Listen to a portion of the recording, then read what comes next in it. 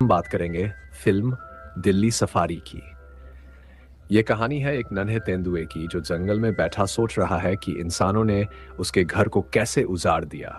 पेड़ों को काटकर जंगलों को खत्म कर दिया और वहां बड़ी बड़ी इमारतें बना दी। जंगल के जानवरों की जिंदगी कैसे प्रभावित होती है, कैसे उनका घर छीना जाता है और वे अपनी जगह वापस पाने के लिए संघर्ष करते हैं। यही सब दिल्ली सफारी में देखने को मिलता है। तो दोस्तों, अगर आप भी जानवरों और प्रकृति से प्यार करते हैं तो इस वीडियो को अंत तक जरूर देखें। नमस्कार दोस्तों, मेरा नाम है अमरजीत और आप देख रहे हैं द अमरजीत चैनल। मुंबई के नेशनल पार्क का हरा भरा जंगल शेर सुल्तान के शासन में सुरक्षित था।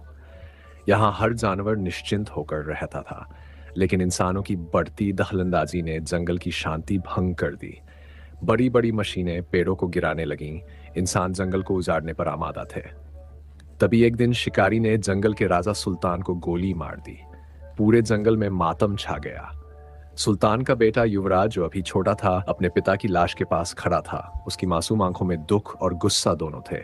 बाकी जानवर भी सहमे हुए थे। हर किसी के मन में डर था कि अगला नंबर किसका होगा। इस संकट की घड़ी में तोता एलेक्स ने कहा, हमें इंसानों तक अपनी आवाज पहुंचानी होगी, नहीं तो एक दिन पूरा जंगल खत्म हो जाएगा। यह सुनकर भालू बगीरा, जो जंगल का सबसे समझदार जानवर था, गंभीर स्वर में बोला, लेकिन इंसान हमें सुनेंगे कैसे? वे हमारी भाषा नहीं समझते। इसका भी हल है। एलेक्स चहक कर बोला, मैं इंसानों की भाषा बोल सकता हूं। अगर हम दिल्ली जाकर प्रधानमंत्री से मिलें तो शायद हमारी समस्या का हल निकल सके। ये विचार सुनकर सभी जानवर हैरान थे। दिल्ली बहुत दूर थी, रास्ता खतरों से भरा था, लेकिन उनके पास कोई और चारा भी नहीं था। आखिरकार फैसला लिया गया कि युवराज, एलेक्स, बगीरा, एक चतुर और मजाकिया बंदर बजरंगी और एक निडर तेंदुआ बगीरा इस सफर पर निकलेंगे। सफर की शुरुआत आसान नहीं थी। जैसे ही वे जंगल से बाहर निकले, उन्हें इंसानों से छिपकर चलना पड़ा। शहर में घुसते ही उन्हें ट्रैफिक का सामना करना पड़ा। गाड़ियों के तेज हॉर्न, चमचमाती रोशनी और इंसानों की भीड़ देखकर वे घबरा गए। तभी एक कुत्ता उनके सामने आया और गुर्राने लगा।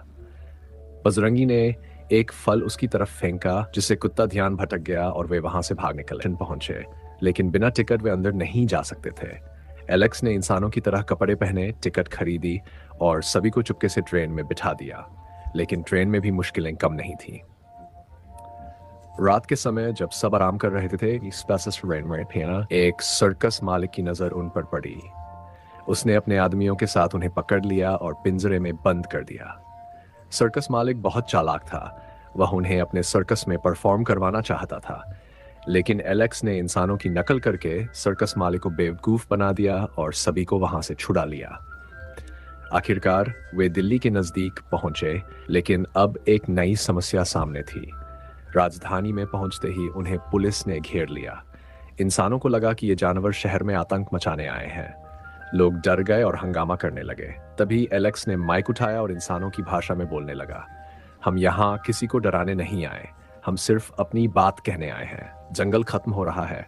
अगर जंगल नहीं रहेगा तो हम भी नहीं बचेंगे और एक दिन इंसान भी नहीं बचेंगे। उसकी बातें सुनकर सब शांत हो गए। लोग सोचने लगे कि जो ये कह रहे हैं उसमें सच्चाई है। देखते ही देखते ये खबर फैल गई और प्रधानमंत्री तक पहुंची। प्रधानमंत्री ने जानवरों की अपील सुनी और जंगल को बचाने का आदेश दिया। इंसानों को एहसास हुआ कि अगर जंगल खत्म हुआ तो उनकी अपनी जिंदगी भी खतरे में पड़ जाएगी। जानवरों की यह सफारी सफल रही। वे वापस अपने जंगल लौटे, जहां युवराज अपने पिता की जगह नया राजा बना। उसने कसम खाई कि वह अपने घर को बचाएगा और इंसानों से सीखकर अपने जंगल की रक्षा करेगा। लाइक, शेयर और सब्सक्राइब करें।